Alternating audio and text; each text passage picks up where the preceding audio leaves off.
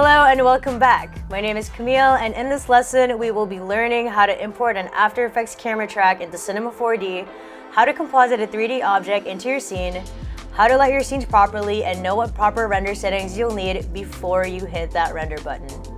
First, let's start with how to import a camera track into our 3D software. In the last tutorial, we learned how to track a video to prep for Cinema 4D. Below is a link to a folder you can download that contains a Cinema 4D project file that already has a track with placeholder solids. You can use this in the meantime so you can follow along perfectly. Now let's bring that track into our software. All we have to do is open up Cinema 4D, press File, Open Project, then click on this After Effects Track Cinema 4D project file. In our master folder, we have a few folders already organized as how I would usually organize my own project files. I've made specific folders for our After Effects project files, Premiere Pro project files, footage, HDRI, 3D models, and so on. You can organize your projects this way too, or do it whichever way you'd like. Now let's get back to our project. Now that we have our track open, let's make sure the whole scene is sized right. We can put in a cube over here just to make sure it's not too large or too small. All we need to do is change the scale of this parent knob right here, containing our whole scene, and we can change it relative to the size of the cube we put in the scene.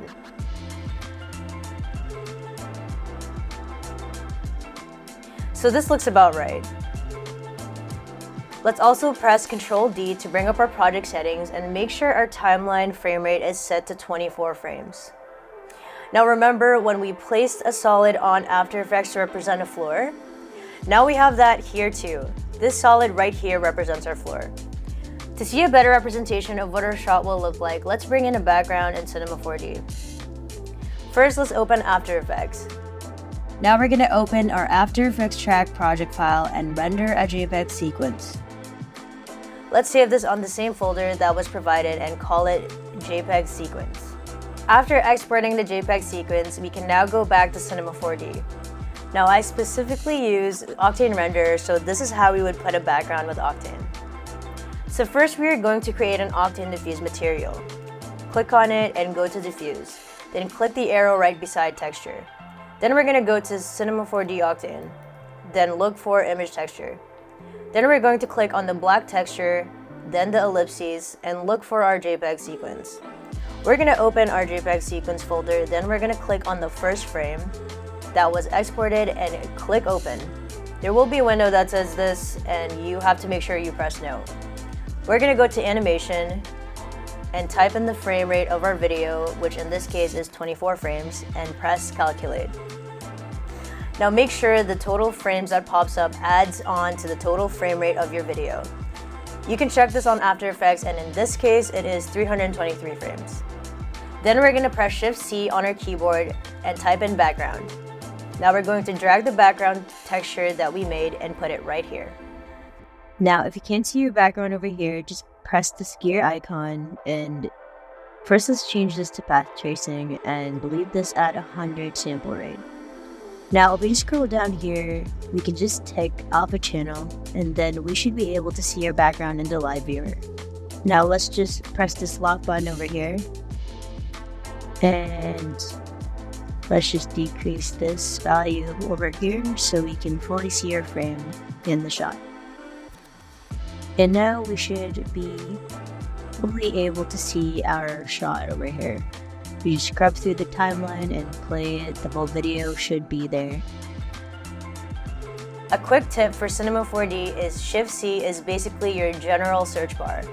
It's a quick shortcut to access pretty much anything in the Cinema 4D universe. Now that we have all of that, let's put in our 3D object. Let's go back to the folder I provided and open the folder called 3D Assets. In here, I've attached a few 3D assets you can use to place into the scene. If you want to use your own, you can also do that. If I don't create my 3D models, I usually get my 3D assets on either Sketchfab, CG Trader, or TurboSquid. All of these websites offer a vast selection of high-quality 3D models, and plenty of them are free too. If you look back at our shot for this one, we are going to need something that looks like it's rolling on the ground. So try and get something that has a round body or something circular. Samples like a pizza, a clock, a vinyl record, a coin, a bracelet, and so on. It's really up to you, and this is where it can get fun. For this one, I'm gonna use a giant cookie. To import a 3D model, you're going to go to File, then Merge Project, then open up your 3D model file in your folder. Now we're going to get out of our camera over here and find our 3D model. So over here we can see that our cookie is kind of black, and if this happens to you, we probably just need to relink some textures. So let's go over here to Window and go down to Project Asset Inspector. Now let's click that, and let's click on Status just so we can see all of the files that are missing. Now we can see here it's mainly our chocolate chip cookie that's missing the textures. Now let's just right click over here, relink our assets, and let's just trace back to the folder where all of our textures are located. So we can just click right here under 3D assets, chocolate chip, and go to textures. And now we should see the textures, and all of these are checked. And now we can quit that window. Right now the lighting is very different from our background, so let's fix that. Since we're outdoors, we will want to use a light that looks as close as the sun. Let's go over here to our Live Viewer Studio and click Objects, Lights, then Octane Daylight. This will be a good lighting representation of a sun in our scene. Now our lighting still needs to be rotated to match the sun in our scene perfectly.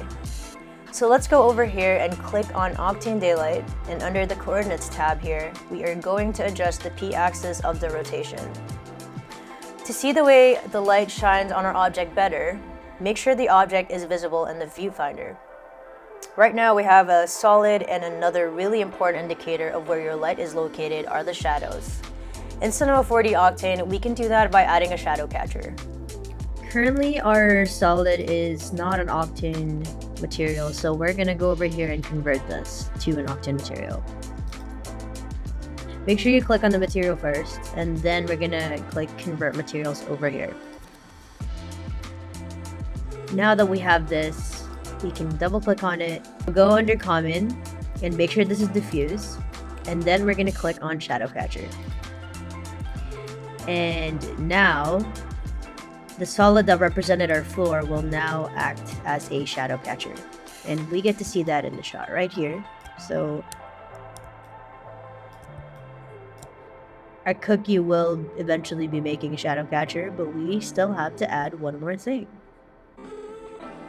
A very crucial step to making objects look like they belong in the scene are our HDRIs. This is very important as they will represent what your objects reflect off of in the scene. Let's head over to Objects here in the Live Viewer Studio again. This time we're going to click on HDRI Environment. We're going to click on Octane Sky, then click on this black image here. Now click the ellipses and select our EXR file. If this window pops up, just click Yes. Now we're going to head over Octane Daylight tab over here and scroll down until you see Mix Sky Texture, and click that. We're going to press this little gear icon to open up our render settings and scroll down to Alpha Channel. And uncheck that so we can see our HDRI. Now if you head back to the Environment tag under Octane Sky, we can adjust the rotation of both the X and Y axis to try and align the HDRI as close as possible to our shot. After you're done, we're going to click the Alpha button under Octane Settings once again. And now we see that our object blends in better with more accurate lighting. Last but not least, let's finally animate our object to roll on the ground. Let's make sure the object's axis points are absolutely dead center. Now right now we can see that our axis is not centered, and the way we can fix that is by pressing on Enable Axis, or you can press L on your keyboard, and then we can press Shift C and type in Axis Center here. And then we can just press Execute. And now we can see that the axis is centered in all point of views, so the right, front, and top. And now we are officially ready to animate. First, let's get back into our camera and look at all of our POVs again. I usually will try to center this on my solid or floor, which is now our shadow catcher. Then I'll go back to my original shot and adjust it from there until it looks right.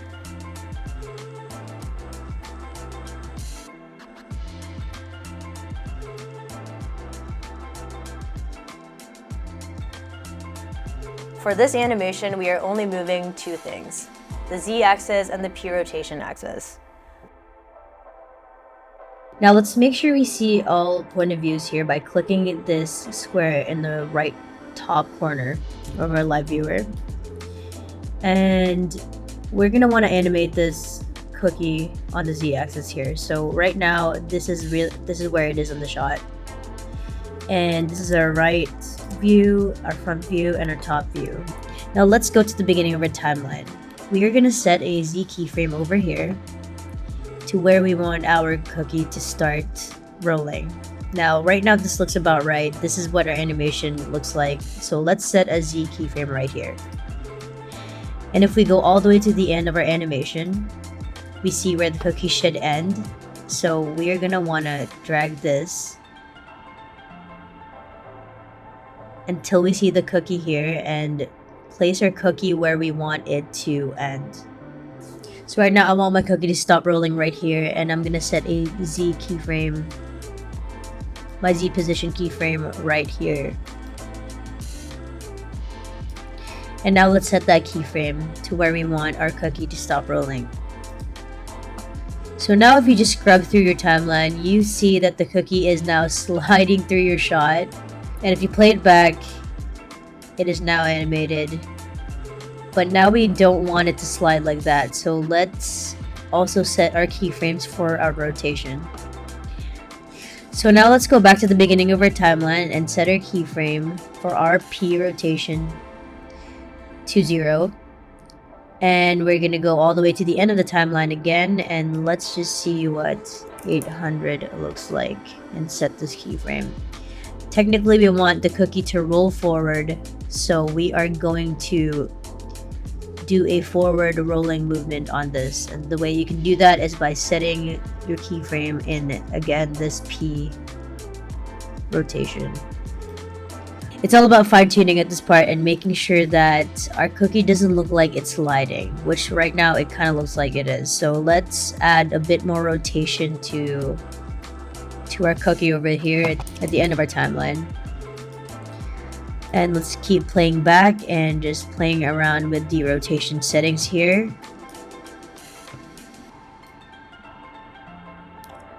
So right now that looks a little bit closer, but it still looks like it's dragging on a bit. So let's just keep adjusting that until we are happy with what we're seeing. Also make sure the cookie is not floating over here. You'll get to see a better view of this when we are in our live viewer studio, but right now the way we can see that is actually through this right point of view. This is technically supposed to be what our floor is, so let's just adjust that properly here.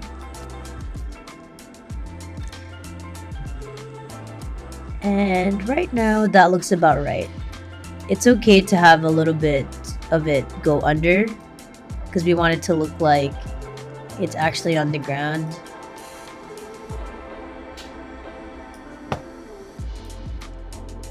Okay, so that looks right. If that looks right to you, we can now get out of this view, and again press Shift C and type in live viewer window again and click on that. Let's just drag it over here to keep things organized. And now let's render this and see how it looks like on our shot. So as you can see this better than when we were just looking at it on our viewer studio. Now we can actually see the rendered version of this, and now we actually saw that this cookie was not on the ground. So let's just fix that, and let's play it back again. And I usually just like fixing my animation when I'm on this viewer, because now I can see it better. So our cookie actually slows down at the end. We usually wouldn't want that, because this animation is automatically easy eased. Let's just fix that, and the way we do that is by selecting our animated keyframes on our timeline here, just for the cookie, and go to our F-curve mode, just so we can see how it animated everything. And right now we can see that it's easy easing at the end, and that's why the cookie is slowing down. So let's just select all of our keyframes. Another way you can do that is by pressing Ctrl A And now that all of our keyframes are selected, let's make sure we click on the linear part here. And now it shouldn't stop in the end. If you just play it back. If it's too slow, we can just pause this live viewer studio. It usually slows down your render and your computer, so we can just pause that in the meantime, and we can just play this and look at it from our window over here. And now we can see that it's animating. And now we can see that it's not stopping in the end, so that looks pretty good to me. If I just want to see how it looks like rendered, let's play this over again, and now look at that.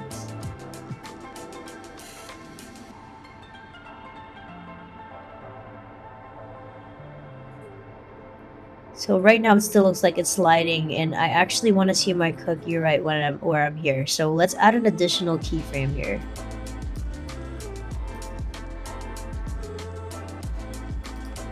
Let's go back to our dope sheet here and keyframe our cookie further in the z-axis, one right here. So we can also just pull this back here. So I want it to be right there when the shot is in this place in the frame. So let's keyframe that here and see how that works. We're probably gonna have to adjust our rotation again. We just play it back. And again, pause our live viewer studio.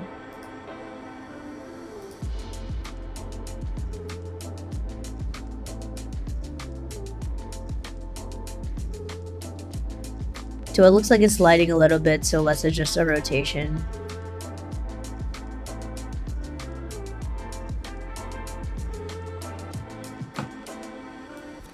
I'm just gonna go to where I keyframed my z-axis right here, and let's make sure we align that.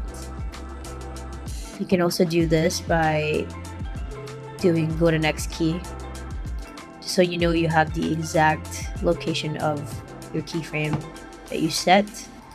And now, just to make sure everything looks good, let's quit this again and look at our top view to make sure it is going on a straight line here. So we don't want our cookie sliding sideways as well. So go back to the beginning, and this looks good. It's going straight.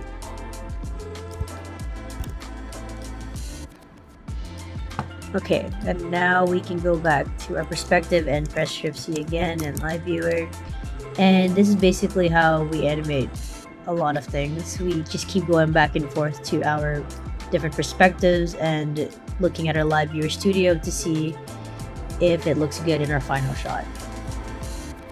So now that that looks good and I'm happy with that, I know we can see there's pylons here. We are going to talk about that in the next lesson. Now, if the shadow looks too harsh, we can increase the size of the sun right under here. And now we are ready to render. And that, folks, is for the next lesson. See you there.